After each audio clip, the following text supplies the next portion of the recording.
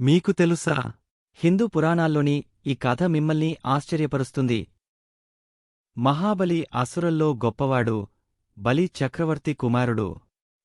మహాబలి తన తండ్రి వారసత్వాన్ని స్వీకరించి అసుర రాజ్యాన్ని పాలించాడు. మహాబలి గొప్ప యజ్ఞాలు చేసి దానధర్మాలు చేశాడు, ప్రజలకు ఆనందాన్ని కలిగించాడు. మహాబలికి విష్ణువు వామన అవతారంలో వచ్చి 3 అడుగుల భూమిని దానంగా అడిగాడు. మహాబలి తన గురువు శుక్రాచార్యుని హితబోధలను పట్టించుకోకుండా వామనునికి 3 అడుగుల భూమిని ఇచ్చాడు.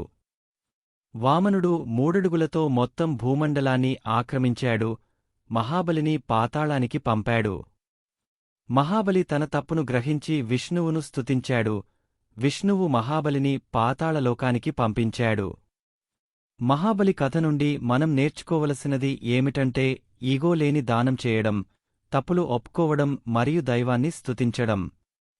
మహాబలి కథ మనకు బోధించే సందేశం ఏమిటంటే దానం చేయడం, తప్పులు ఒప్పుకోవడం మరియు దైవాన్ని స్తుతించడం. ఇలాంటి తెలుగు పురాణ కథల కోసం సబ్స్క్రైబ్ చేయండి, బెల్ ఐకాన్ నొక్కండి.